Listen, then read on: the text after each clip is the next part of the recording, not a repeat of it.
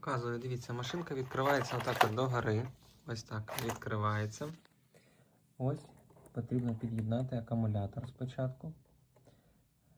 Після під'єднання акумулятор оцей, це для зарядки від USB. Оце має бути від'єднано обов'язково, коли вмикаєте машинку. Під'єднуєте оці два провідка і потім включаєте отут кнопку. І все, машинка запускається.